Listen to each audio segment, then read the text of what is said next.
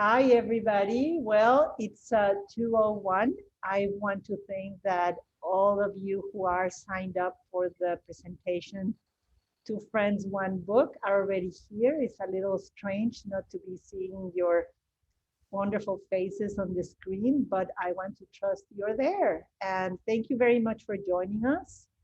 This is the first day of San Diego Design Week 2021. And we are thrilled to be here to share the process behind the design, some of our favorite projects in terms of art books. And as a guest today is my very, very dear friend, Jorge Brozon from Mexico City. Um, I'll let him introduce himself in a minute. My name is Patricia Cué. I am creative director at Mingei International Museum. I have been in this position for shortly almost a year. And before then, I was associate professor of graphic design at San Diego State University. And before that, I lived in Mexico City, where I worked with Jorge for many years in many different capacities and different studios, doing mostly publication design. I'm a graphic designer from education and have been practicing for almost 30 years.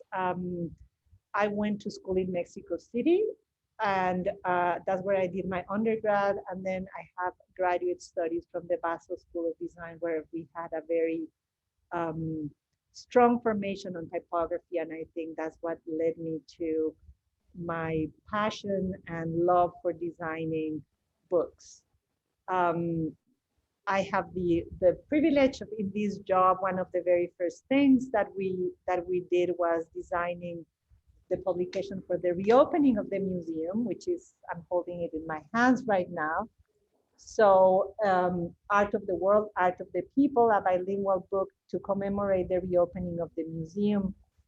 And this is a book that brought Jorge and I together in collaboration remotely. So we're going to be talking a little bit about that. But first, I'll let Jorge introduce himself, and he'll also be showing you some of his favorite art book design projects, and I will be popping in and bugging him with questions about his design process. So Jorge, welcome. Thank you for joining us in Design Week.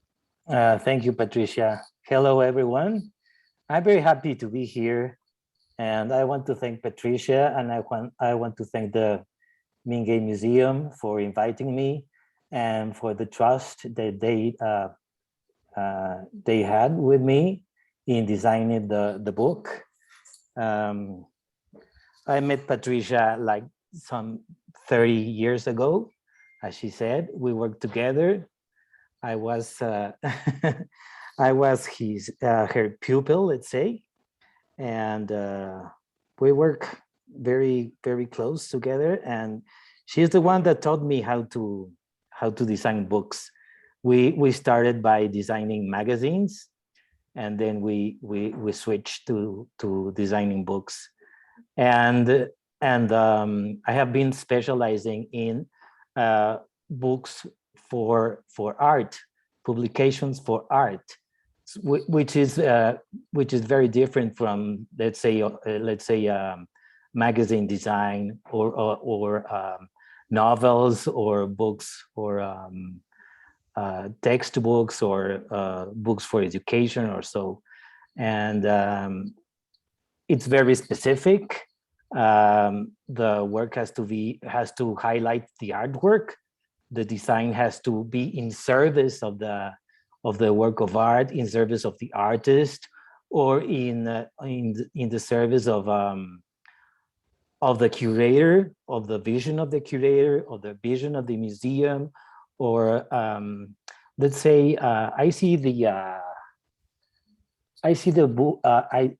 catalogs on books and art books as a witness to the exhibit they are portraying or they are registering. I see more of it as a registration for the exhibit, as a witness for the exhibit.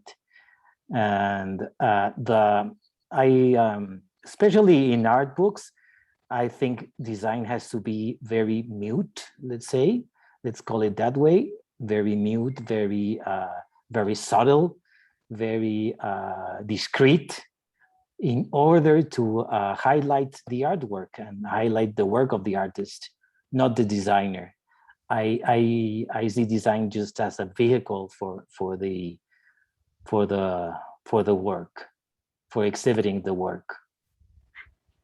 I think, Jorge, it's interesting that you say this, because as designers, we have a creative impulse when we do our work. We want to bring our own point of view, the things we like, how we see the work. And correct me if I'm wrong, what you're saying is that when you're designing art books or art catalogs for exhibitions, you have to keep that spirit, that impulse a little bit under control. Of course, yes. Of the content. Yes, that's what I'm saying. Yes. Sure, because the artwork is what is important in this case. And I wanted to shall we show the examples that I brought? Sure, of course. Let's get started. Okay, I brought a couple of examples. One is more let's say a catalog made for an exhibition in a specific, and the other one is a book that I designed for a it was an idea that I developed in this category of a coffee table book, which I don't know if it's in use now, or it has fallen into a bit of unpopular term. I don't think you should call your book a coffee table book. It's much better than a coffee table book. Well, but I don't see the coffee table book as I don't know, as an insult to the book. Maybe I don't know if the word insult it's too harsh for a coffee table book, but it's more on the realm of a coffee table book. But well, I show you the first one that I made for the Museo del Chopo. So you're going to show us one book you did for a client, which is a museum in Mexico City, and the other one is a book that you authored yourself. Exactly. Okay. And the first one that I'm going to show, I worked with the curator of the museum. Sometimes I work with the artist. Sometimes I work with the curators. Sometimes I work with the director of the museum, and it varies. It depends on the project. And well, I'll show you this one that I prepared. I'm going to share. Hold on. Let me share my screen.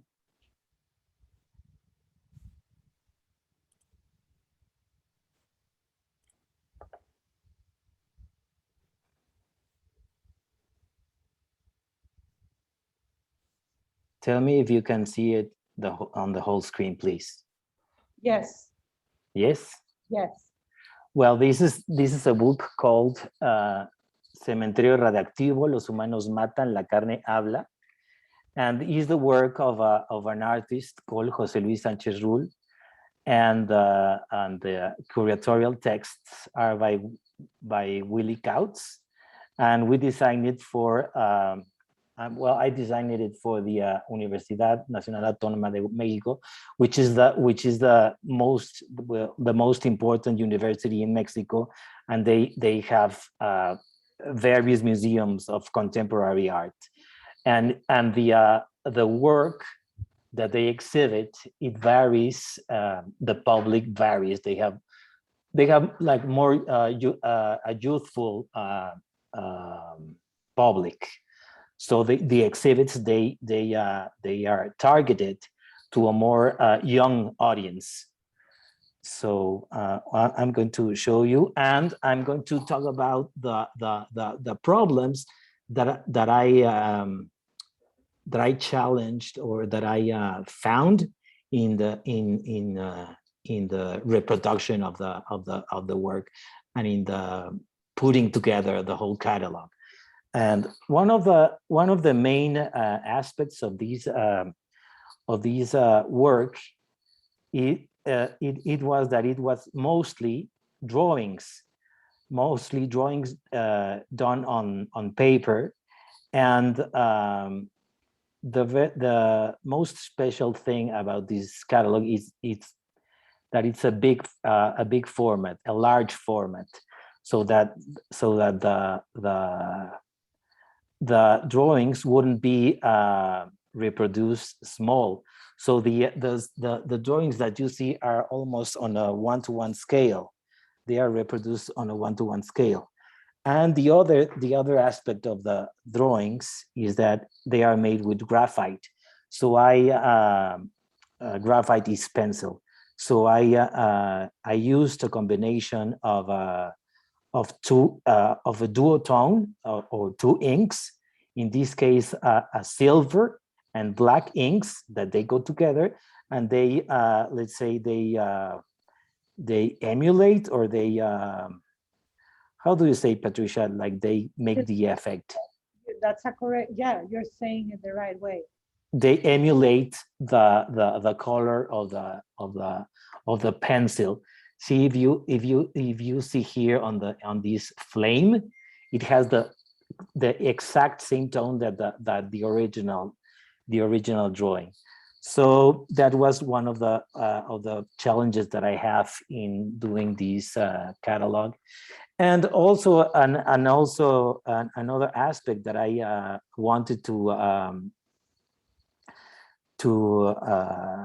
be important here in the designing of the catalog is that there's nothing on the page except for the page number, so that the drawing occupies the largest, or the larger, or the most possible space within the page. So there's no. Can I just stop you for a second? Yes, sure. I think it's really, I love how this decision that you make of just having the drawings at a one-to-one size in this duotone, this silvery black that you use. I think that it makes the work have a very the quality of an original. It looks very elegant and very present on the page. It almost makes me feel like I have the real thing in the book. And in this conversation, part of what we wanted to talk about is why books matter, right? Why print books when we can do a PDF and post it? What is going to be the difference? And I think that you're touching on something that is really important, how by choosing the inks and the color and how we frame a piece on a page and the sequence that we give it, that non-linearity and that framing and materiality of the book is one of the strongest reasons that I find for yes to print, no to the PDF, right? Exactly. That was the intention. And also that was the intention of the artist. I mean, that was one of the aspects that I needed to take care of. The artist told me that he wanted this to be as accurate as possible, the reproduction as accurate as possible, so that the reader or the public that was going to see this book had a very close idea of what the drawings are.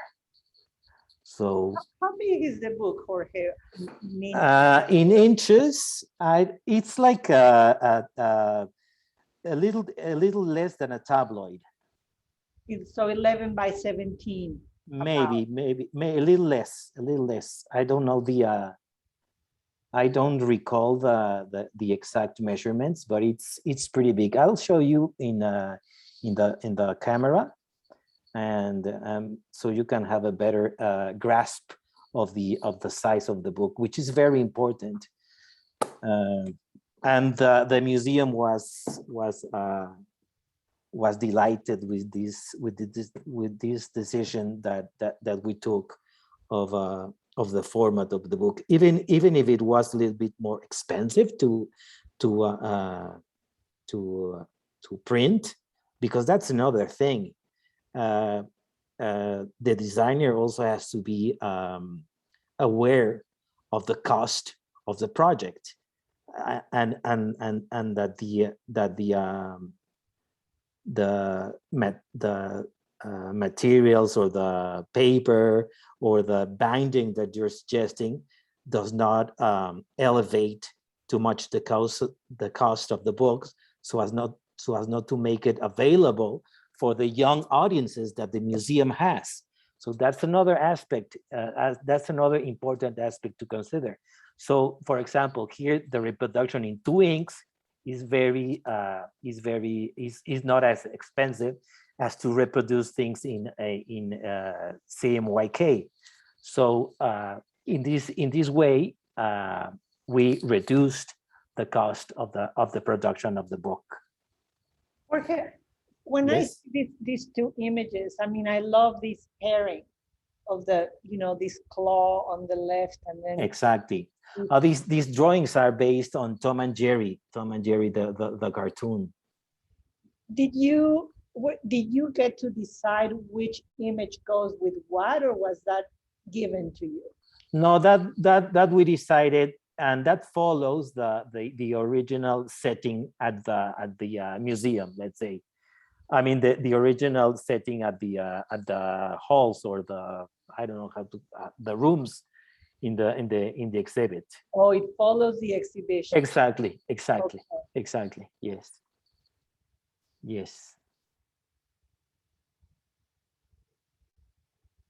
And for example, can you tell us a little bit about how you choose the paper for a publication? What are the things you take into consideration for selecting a paper?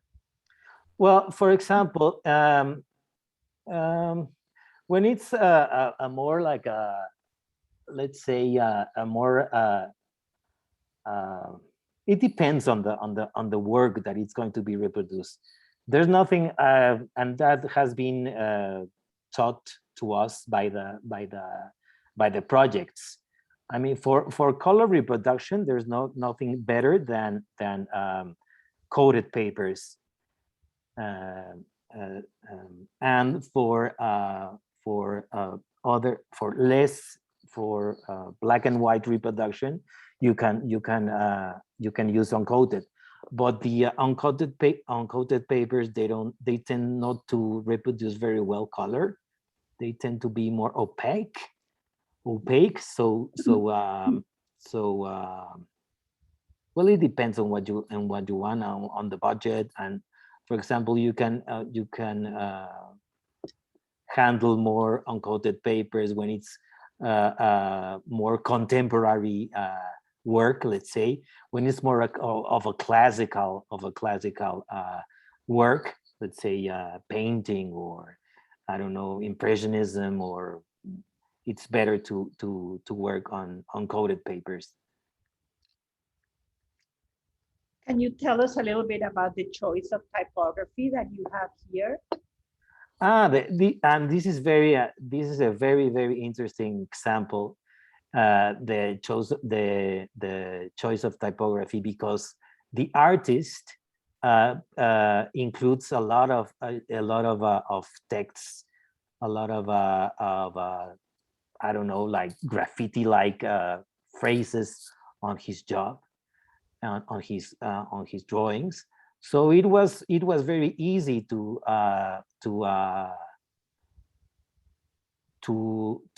choose a typography that went with the here, for example, it was very easy to choose a typography that went with the style of the typography that he uses for the phrases on the work. So I chose Sentinel here. I everything in Sentinel. Maybe sometimes I combine typographies to give it a more edgy or contemporary look to the book. But here I had no doubt, or I didn't hesitate on choosing just Sentinel on different sizes. And for example, since the format of the book allowed this, I chose a very large typography in the beginning of the book, and then I went on a much smaller scale for the interview or for the curatorial text, which in this case is an interview to the artist. So the dialogue goes into columns, and see I put this icon. So when the curator is asking and when the artist is answering the question. That's the in the very small aspects of the book designing that a designer can propose or can I don't know how to say it, that can find a space to be exactly to express and or to propose something, no, in these very small details. That's what I was talking about when I try to make my design more subtle or more not in your face, if that's a term that I can apply. Just for the sake of time, do you think we can move on to the next book? Sure. Which is very different. Excuse me, I'm having a little bit of throat problems. Well, you're having a little bit of a what? My throat is a Oh, little today. Okay. So just to finish with this one, I wanted for you to see the level of detail that this artist works with. So it was very important to have a very large format, so that you cannot so that the detail would not be lost in the reproduction. So I think that's a very important aspect of this book. And this is the what I was telling you about. This book has two kinds of paper. We have an uncoated paper for the reproduction of the drawings, and we have a coated paper for the reproduction of the paintings.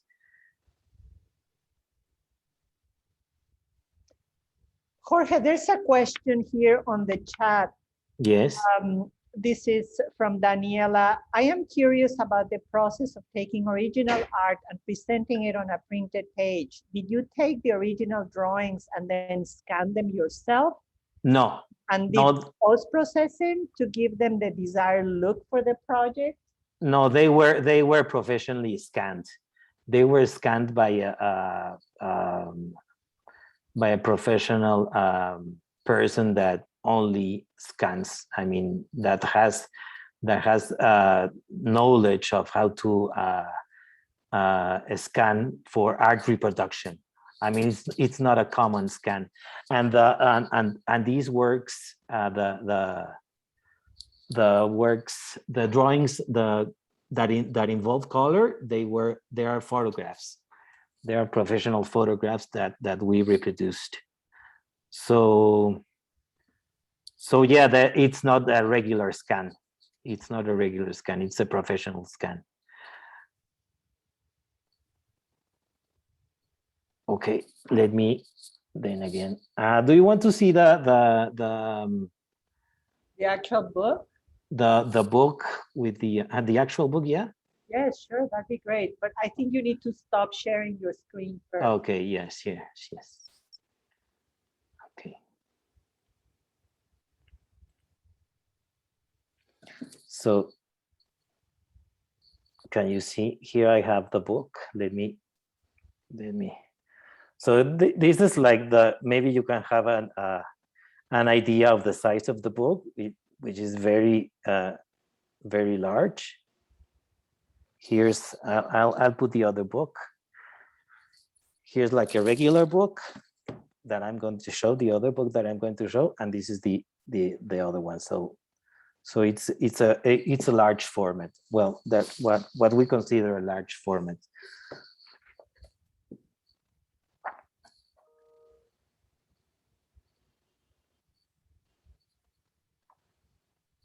So the paintings have a lot of detail, but since you have them reproduced as big as the format allows, you don't lose a lot of detail. It's like a maybe a tabloid or so. It could be bigger maybe, but then again, you have to take the budget into consideration. I have seen this book. You've shown it to me in real life, and Mm-hmm. I was really pleasantly surprised by how the size and the size of the reproductions. The book really sucks you in. You really are within the world of these artists. Exactly.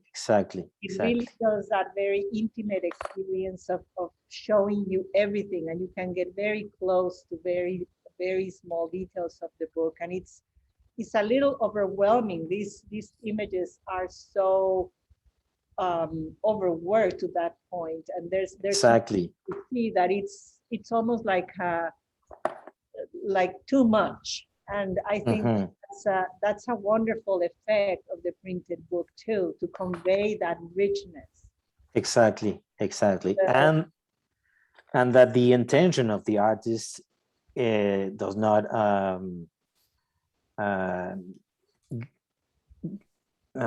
como que se quedase perdida la You don't intención. lose the intention of the artist. Exactly.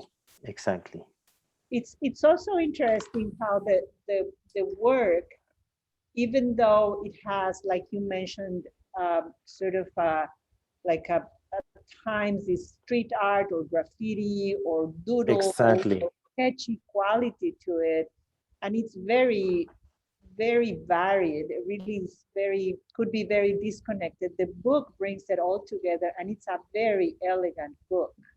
It really has a beautiful presence and very rich visually. And you know what? It is a very simple book because the two inks is like practically nothing. I mean, I think it was a very good decision not to just use. Can we see the cover? The cover is I wanted to make the cover in this velvety. Do you remember these posters from the 70s from rock bands that they have velvet on it? Velvet and direct inks. Yes. I wanted to make the book cover with this velvet finish, but that they only make that in China. Okay. Mm-hmm. So here I resolve it by asking the printer to double pass the black, so that the black was very deep and rich. So do you think we can move on to the next book now? Sure. But that's my job, to be pushy. No, don't worry. The other book that I wanted to show you was the other one that I made this was much more of a personal project. I met the main character of the book. If you can say that the book has a main character, but Can you show us your pretty face again, please? sure. Sure.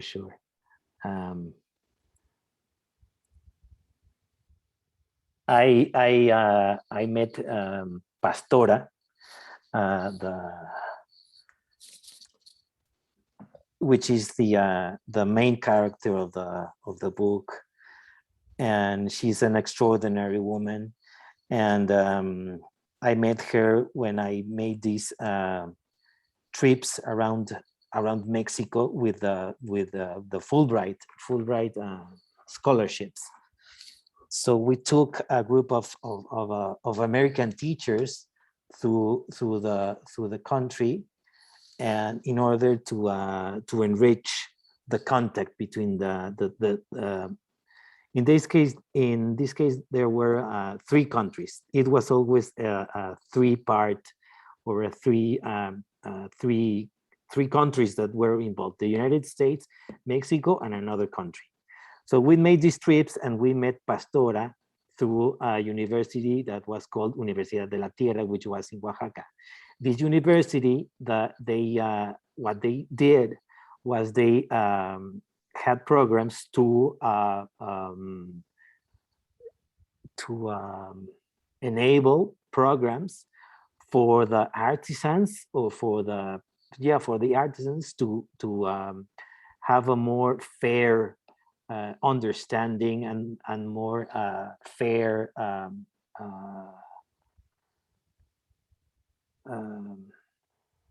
how do you say? You need help? Yes, como, o sea, una mejor, para que pudiesen vender mejor sus productos. To better sell their products. Exactly, and to better sell their production, and to create networks or networking, no, their products. And they give this. So this university, we met them, and they introduced us to Pastora. So the book is dedicated to her and dedicated to her family. And what does Pastora do? You haven't told us what she does. She's a weaver. She makes rugs. She makes wool rugs with wool, or wool rugs, or. Can you show us some pictures while you talk to us? Sure. So this is a book that I designed about. Maybe it was. Let me see the year, please. If you put up the pictures, I'll look for the year. Hold on just a second. It's 2014. 2014. Oh, the type on this one is beautiful too. I have a copy of this one at my house, and I love this book. I think this is one of your best designs, by the way. This was a very personal project, and let me see the view. When I'm homesick, I look at your book.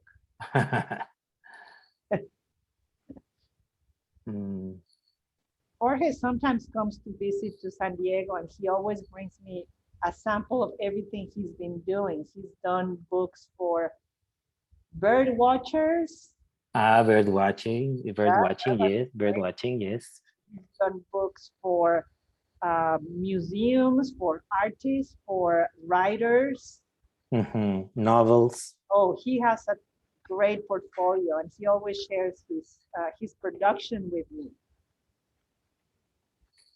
So, okay, so then this is the other project that I wanted to show you. This is called the Gutierrez Reyes family, weavers from Totitlan. That would be the translation to it. I don't know if it's very accurate, but no, that's correct. That's sort of the translation.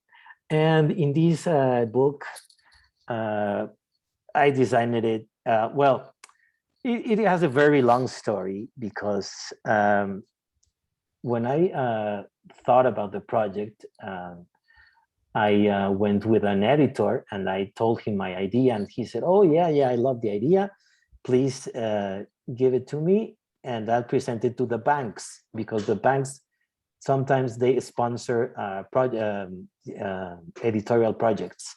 So then again, we presented it to the editor, and we didn't succeed in having it published. Exactly. And I redesigned it, everything. I talked to my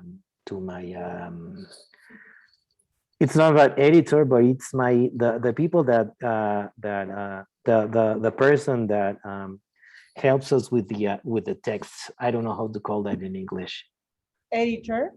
No, it's not the editor. It's la correctora de estilo. Your proofreader. Exactly, my proofreader. Exactly, my proofreader. I showed it to her, and she told me the thing is that this is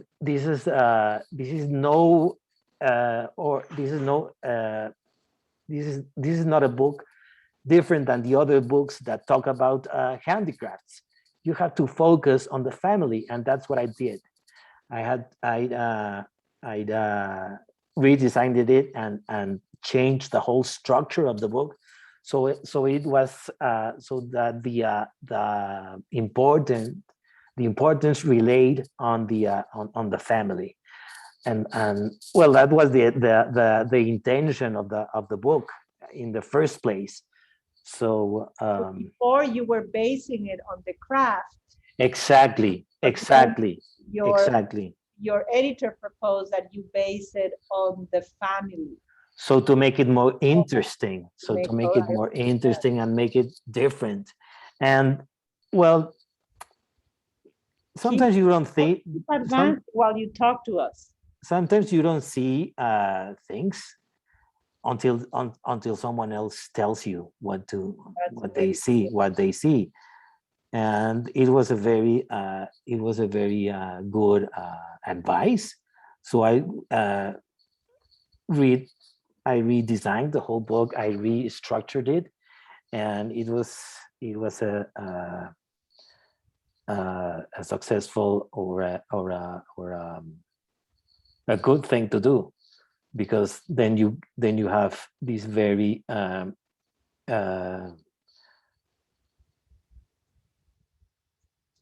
descriptive book, or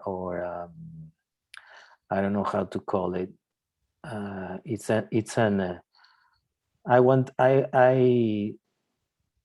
like to call it an homage or an homage. Is that clear? That's correct. Yes. An homage to the work and the knowledge and the spirit of the Oaxacan people, no? And the way of living and making a living, and keeping the traditions alive, and all this richness that sometimes we oversee. I mean, sometimes in this world that goes at 10,000 miles, no? We have these spaces for, or these shrines, or these, I don't know how to say it, these spaces for reflecting on the simple things in life, no? This section that you're about to show is my favorite. Is where you actually dive into showing the family. Exactly. And the book is also important, or it's also worth highlighting that it has these quotes in the original language of which is Zapoteco. It's the original language that is spoken throughout Oaxaca.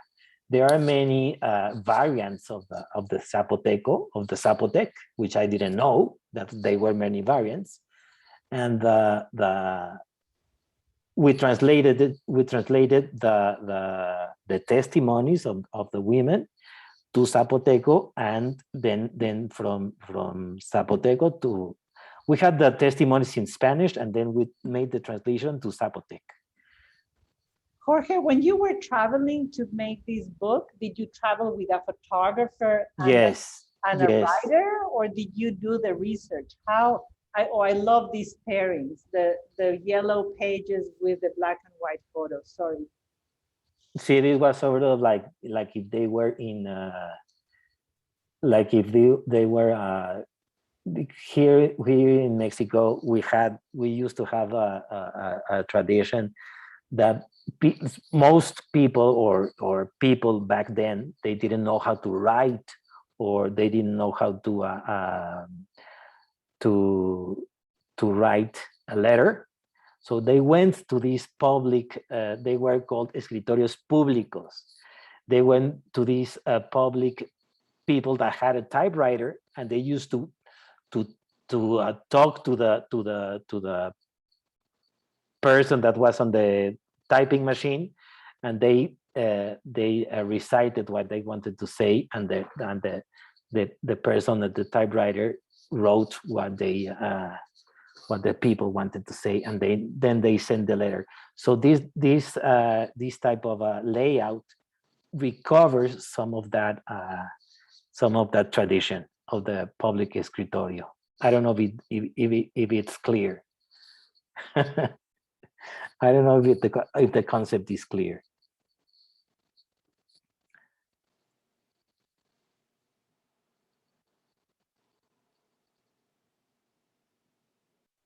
So then again, these well, it's also important to tell you that this family was made of, or was composed, or was formed by women only.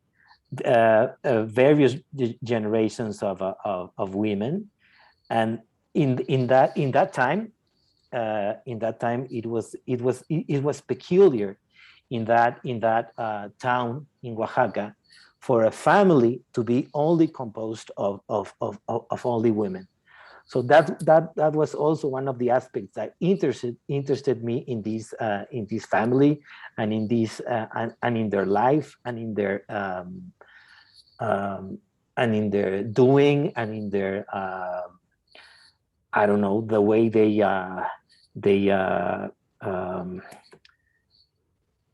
live, or the way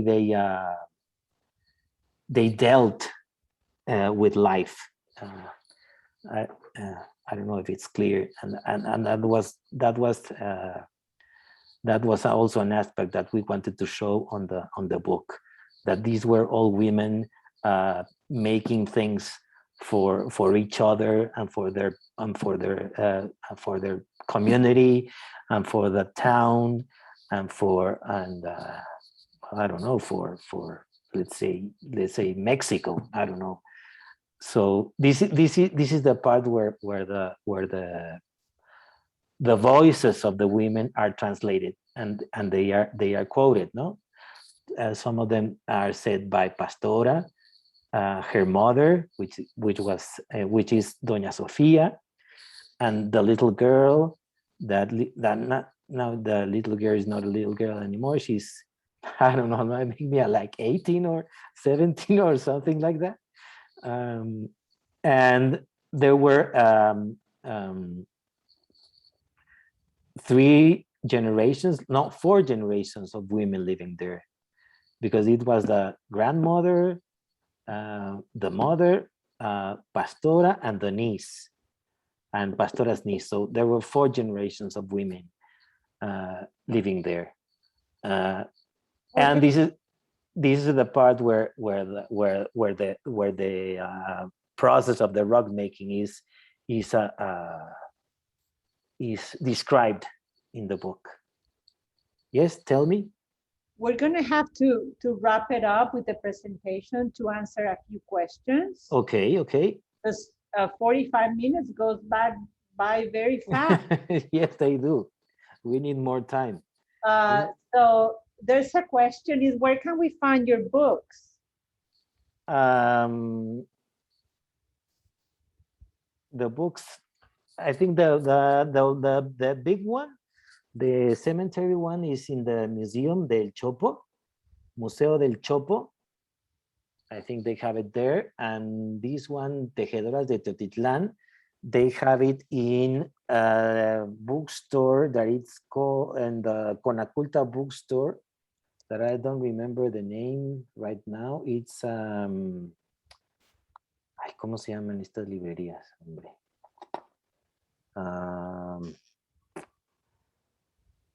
Educal. They are called Educal.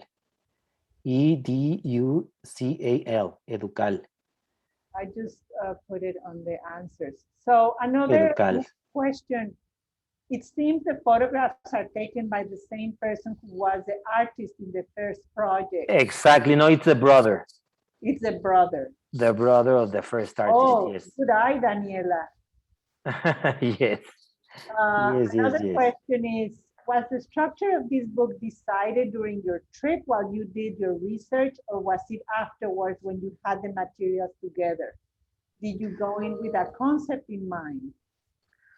Well, in the case, in the first example that I show, it is decided by the exhibition, by the sequence that the exhibition had. So it's like the first work you see, it was the first thing in the show. So that is decided. I mean, that is decided. And in the other, and in Tejedoras, I restructured it, all of it, so that the importance relayed on the family. So then first so it has like a more linear narrative, if you can say that. The more you arrive in the town, then you get to know the family, then you get to see the church of the town and the legends of the town, and then you get to know the family, and then you get to know what they do, and you end with the sale of the rug, or the presentation of the rugs. Another question is, my background is in magazine design and I am transitioning to book design. Can you talk a little bit about that transition? How closely are you working with your printer when planning your design? Do you first and then do you design first and then look for a printer to meet those needs, or the other way around? Okay, to answer the first question, that was the same process that we had. I mean, first Patricia and I started designing magazines, and then we jumped to book design. The thing with designing magazines is that every single page has to be different from the other one. I mean, they have to be they have to grab your attention, no? So because in a magazine there are many themes that are touched, or many themes that are put together in a magazine. And in the book design, or the book design is different, because you can have a layout, or you can think of a layout, and it's repeated throughout the book with variations, but it's repeated throughout the book. So I think it's easier to well, it's not easier, because everything has its tiene su chiste, pues, ¿cómo se diría? It's trick. It's craft. Everything has craft. Exactly. But I think that's the main difference. That's the main difference. In magazines, you have to make like 40 or 30 layouts, and in book design you make one layout with variations. I think that's the main difference. And the other thing, the print shop, the printers or the print shop, they sometimes I propose the printers, but most of the time the museum they have already their their suppliers. Their suppliers, no? No está bien dicho, suppliers, they have their suppliers, yes. It's I'd like to add a little bit here, which is what happened with the book that we designed and printed with Mingei, is that for us, we have a long-standing relationship with 9-inch printers here in San Diego locally. And even though we consider printing the book in Spain or in Mexico or in Asia, we feel that the relationship that you develop with a printer is very much like a chef with the person that brings the produce or the meat. You get to know them, they get to know you, and you know what's important, you know the subject matter.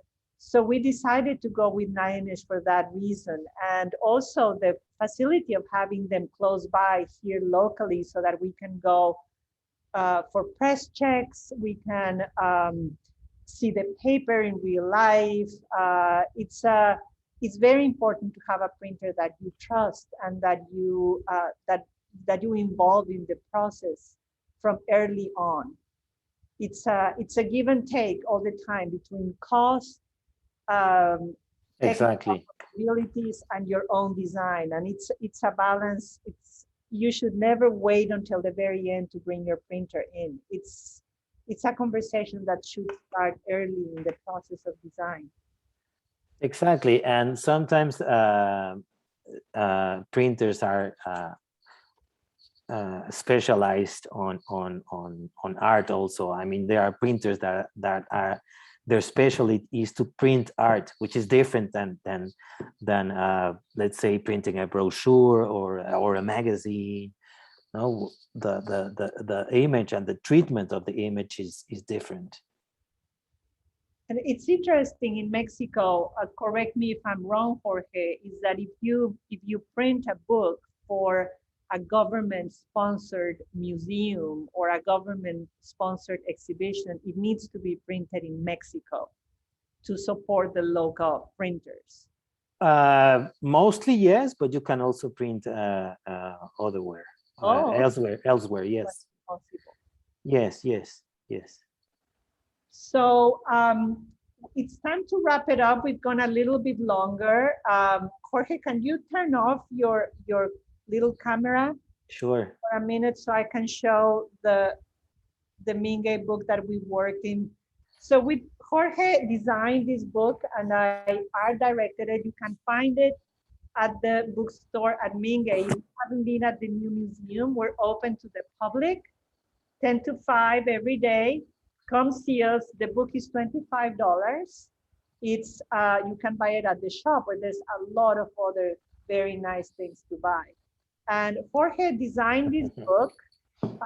We did it over the course of a couple of 2 months. We would have our little meetings on Sunday night, and laugh a lot and talk about color and move that a little bit higher, make it smaller, make it bigger.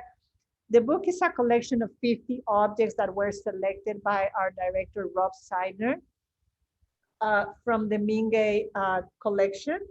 And the sequence goes from the oldest objects, which in this case is, we have a carving of Buddha from Nepal from the 11th century. It goes from Asia to Europe and the Americas chronologically. And you have beautiful pieces that from folk art, craft, and design, which is represented in the museum.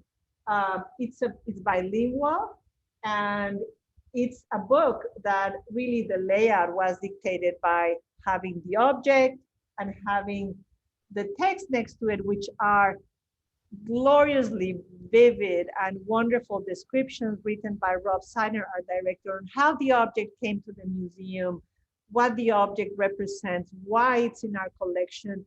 So it's not only very interesting and educational, but it's very entertaining and heartwarming to learn how all these objects arrived here in San Diego and are part of the collection of the museum. We have a really interesting cover, which opens up. We have these very big flaps that give the book a little bit of more of body in the covers. And we decided to go with details objects that end in a point.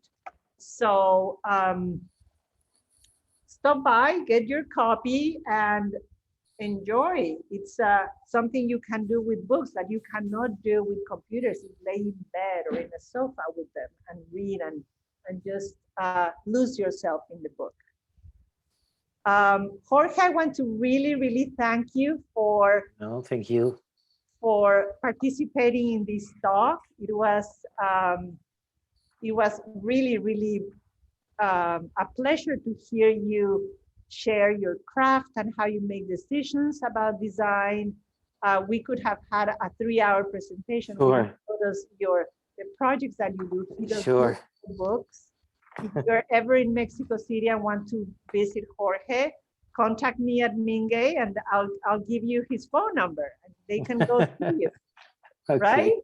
Behind those windows, he has a lovely, lovely patio where he'll invite you for a little tequila or a little mezcal and look at art books. It's really, Sure. really glorious. Thank you, everybody, for joining us today. We are still at 30-something participants, so everybody has kind of stayed with us. So that's really, really great. Thank you to San Diego Design Week for inviting us to this talk and everybody behind this organization, our technical support, and hope to see you soon. Thank you. Thank you. Bye-bye. Bye-bye.